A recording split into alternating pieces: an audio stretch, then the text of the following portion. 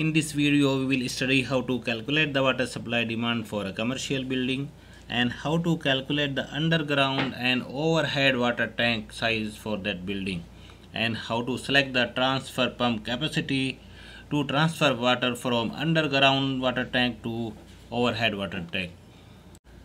Generally, to calculate the domestic water supply demand for a building, we follow two methods. Number one, fixed unit method by International Plumbing Code, and number two, per capita daily water demand method. To calculate water supply demand for a commercial building using fixed unit method, you must have enough design background to select peak factor and duration for peak hours, and you must have enough understanding for that particular area. Then you can use this type of table to calculate the total load values for the building. You can use International Plumbing Code to find the water supply fixture unit for each fixture in your building.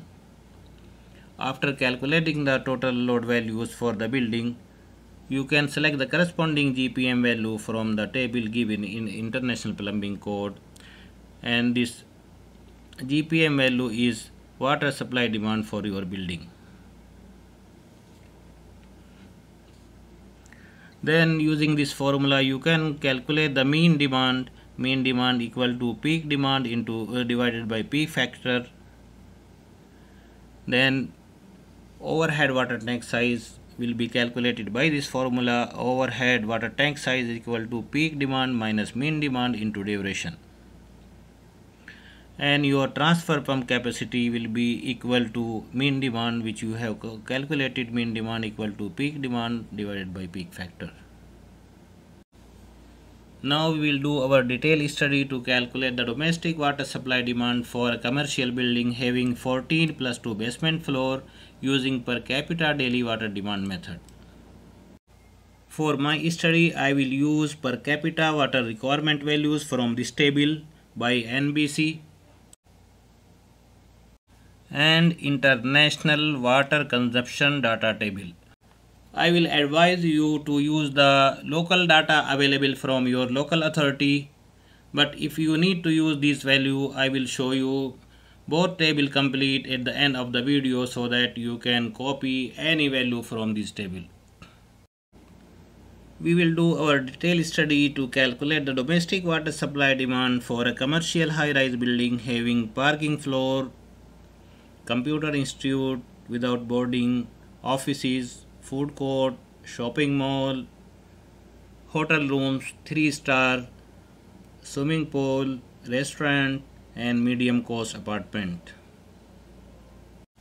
Let us assume for our study that this building is having at floor number 12, 13 and 14 medium cost apartment, and the total number of apartment is 24 number. At 9th floor it is having swimming pool and restaurant. The seating capacity in restaurant is for 30 people and the capacity for the swimming pool is for 12 people. Floor number 5, 6, 7, 8, 10 and 11th are typical floor having a 3-star hotel. This hotel has 120 rooms and each room will be accommodated by only one person. Then we have commercial area having shopping mall. In shopping mall it is designed for 25 people, 25 number of for staff people and visitor capacity for 100 people. We have food court also. In the food court there will be 12 number of staff and the visitor capacity or seat will be 45 numbers. We have office also. In the office the staff will be 15 numbers. We have one institute for computer without boarding and the total number of student and staff will be 25 number.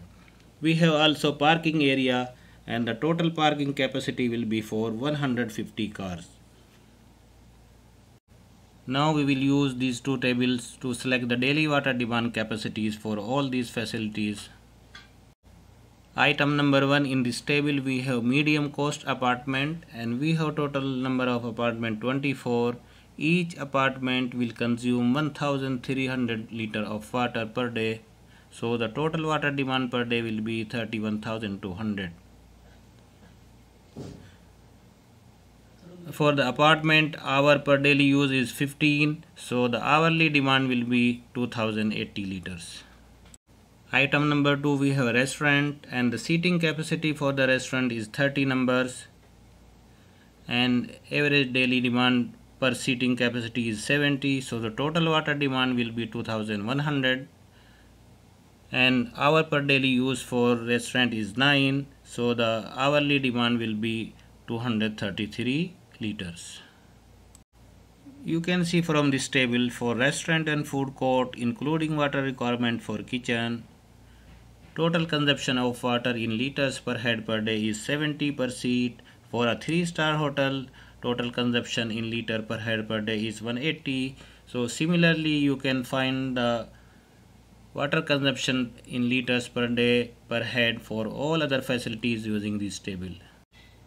Now, after selecting the water consumption in liters per head per day for all the facilities and selecting the hours per daily use for all facilities, we have calculated the total water demand for the building, which is equal to 66,420 liters, and hourly demands in liter is 5,556 liters.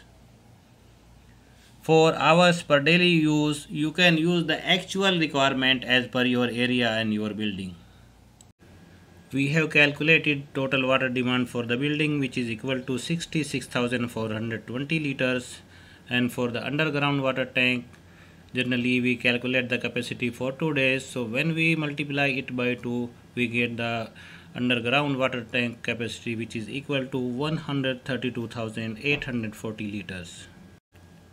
For overhead water tank, it is general practice to consider either 1/3 of the daily demand up to the 1-day demand. So in our case, we will consider 1/3 of the daily demand, and which is equal to, the daily demand is 66,420. When we will divide it by 3, so we will get the result 22,140 liters.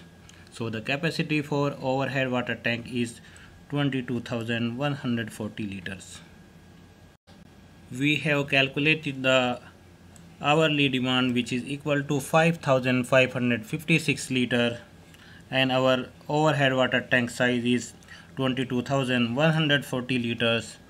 When this overhead water tank size we will divide by the hourly demand, we will get the time to fill the overhead water tank, which is equal to 3.98 hours.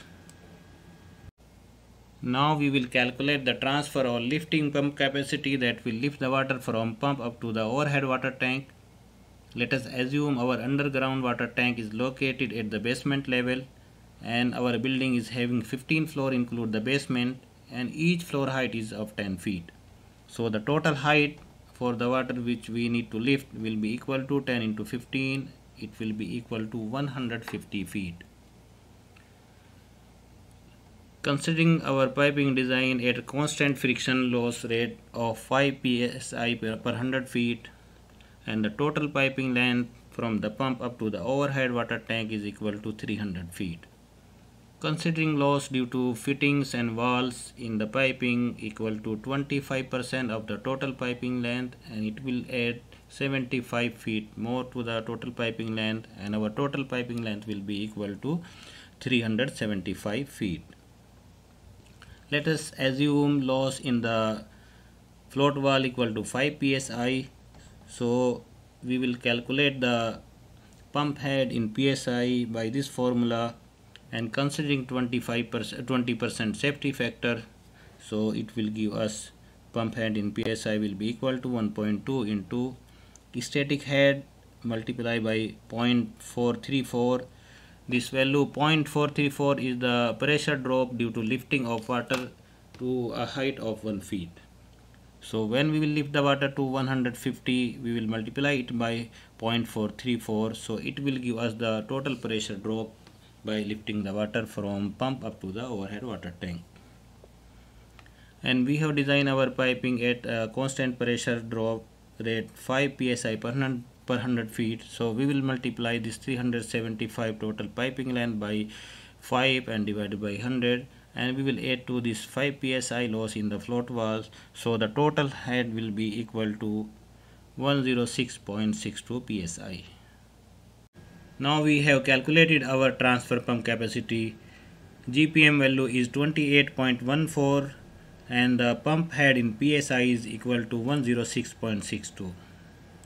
So in this way you can calculate underground and overhead water tank capacity, and you can select the transfer pump for these tanks.